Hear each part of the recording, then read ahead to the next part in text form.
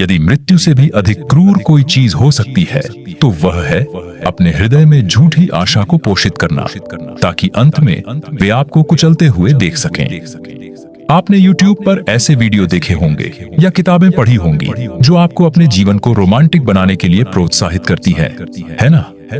खैर, मैंने ऐसा किया है, और सच कहूं तो केवल उन वीडियो को देखकर मैं अपनी काल्पनिक दुनिया में वापस चली जाती हूं, जहां मैं दुनिया की रानी हूं, कम से कम अपनी दुनिया की।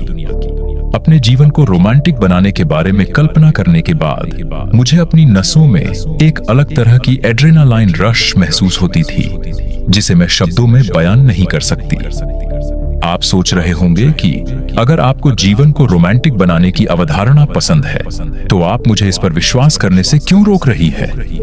खैर, जीवन को रोमांटिक बनाने के बारे में प्रयोग करने, सीखने, देखने और पढ़ने के बाद मैं इस एक व्याख्या पर पहुंचा हूं। हर कोई पहले से ही अपने जीवन को रोमांटिक बना रहा है। वे अभी तक अपने चरित्र की प्रकृति को नहीं जानते हैं। भ्रमित करने वाला, मैं आपको बताता हूं कि आप पहले से ही इस अवधारणा पर कैसे चल रहे हैं और यह आपके भविष्य के लिए सबसे खतरनाक क्यों हो सकता है। लेकिन आइए पहले यह समझें कि जीवन को रोमांटिक बनाने का क्या मतलब है। अपने जीवन को रोमांटिक बनाने का मतलब है अपने जीवन का मुख्य पात्र बन जाना, जैसे कि आपका पूरा दिन रिकॉर्ड हो रहा हो। संक्षेप में, आप ऐसा अभिनय करते हैं जैसे आप किसी फिल्म में मुख्य पात्र की भूमिका निभा रहे हों।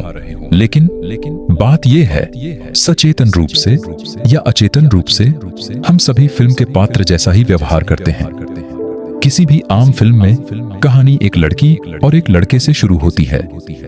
या तो लड़की टूट चुकी है और खुद को अवसाद, तनाव और चिंता के साथ एक अंधेरी सुरंग में पाती है, और यह भी नहीं कि एक गरीब लड़की को अक्सर देखा जाता है, या फिर वही स्थिति लड़के द्वारा निभाई जाती है। तो फिर लड़का उसके जीवन में हीरो बनकर आता है, जो उसे इस क्रूर दुनिया से बचाता है, उसे उम्मीद देता है, उसे प्यार करना सिखाता है और आखिरकार उससे प्यार करने लगता है। और उसके बाद वे दोनों इस दुनिया का सामना एक साथ करते हैं, जैसे भगवान स्वर्ग से उनके रास्ते टकराने की साजिश रच रहे हों। परिचित लगता है? अगर लड़की नहीं है तो लड़का टूट चुका है, और फिर लड़की देवी के रूप में आकर वही भूमिका निभाती है जो हमने अभी पढ़ी है। और अगर प्रेम कहानी नहीं है तो दोस्ती की कहानी है, जो उसी चीज के इर्द गिर्द घूमती है। एक टूटा हुआ, उदास और पथहीन व्यक्ति दूसरे व्यक्ति से मिलता है, और वे जीवन भर के लिए सबसे अच्छे दोस्त बन जाते हैं।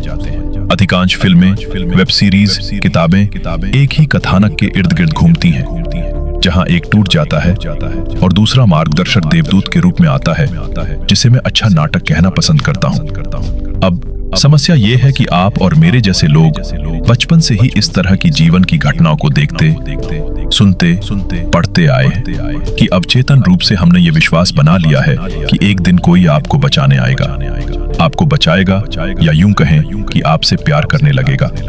कॉलेज की पूरी जिंदगी में मैं जॉय और चैंडलर जैसी दोस्ती का इंतजार कर रहा था, लेकिन ऐसा कभी नहीं हुआ। स्कूल या कॉलेज में मेरा कोई सबसे अच्छा दोस्त नहीं था, लेकिन मैं हमेशा एक चाहता था, एक तरह का सबसे अच्छा दोस्त, जिसे हम वेब सीरीज और फिल्मों में देखते हैं। शायद यही वजह है कि मेरे आसपास बहुत सारे दोस्त होने के बावजूद भी मैं अधूरा महसूस करता था।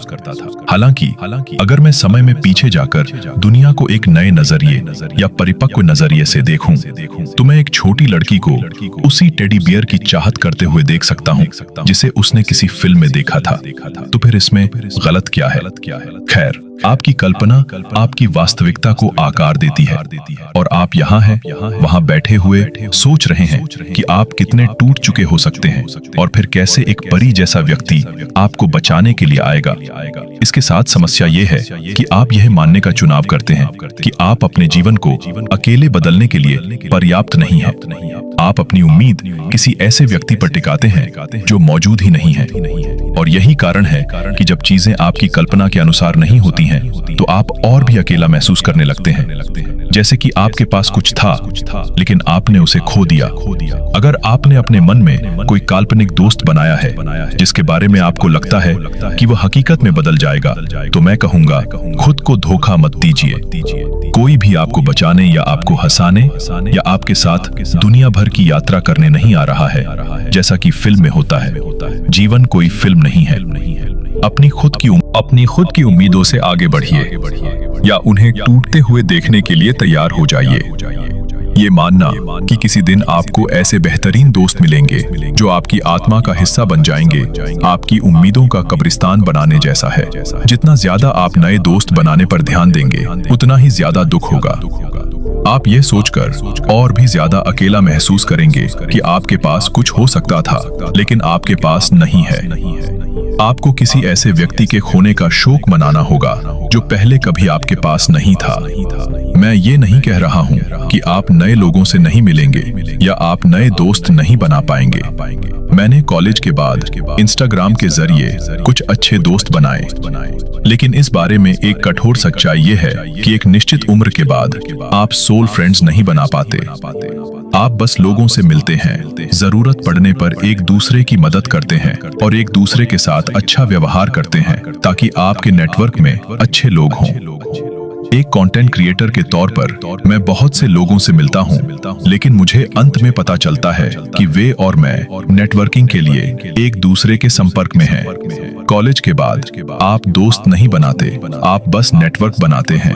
आप बस लोगों के साथ अच्छा व्यवहार करने की कोशिश करते हैं ताकि आप पीछे न रह जाएं ज्यादातर। लेकिन यदि आप हर उस व्यक्ति को अपना भावी मित्र मानने लगते हैं जो आपके प्रति अच्छा व्यवहार करता है, तो आप वस्तुतः अपनी आशाओं का कब्रिस्तान खोद रहे हैं। और मैं अपने अनुभव से आपको एक बात बता दूं, यदि मृत्यु से भी अधिक क्रूर कोई चीज हो सकती है तो वह है अपने हृदय में झूठी आशा को पोषित करना, ताकि अंत में वे आपको कुचलते हुए देख सकें। खुद को ऐसे किरदार के रूप में कल्पना करने के बजाय जिसे सबसे पहले किसी की जरूरत है, खुद को उस फिल्म के मुख्य किरदार के रूप में कल्पना करें जो आपकी जिंदगी है। आपकी जिंदगी जैसी कोई फिल्म अभी तक नहीं बनी है और आपकी जिंदगी जैसी कोई किताब अभी तक नहीं लिखी गई है, और इसीलिए आपके हाथों में रचनात्मक आजादी है कि आप इसे अपनी मर्जी से लिखें। इसे जितना चाहें उतना बोल्ड और जंगली बनाएं, इसे जितना हो सके उतना लंबा रखें, और सबसे बढ़कर इसे अपने बारे में बनाएं, बजाय किसी पुराने ढर्रे पर चलने के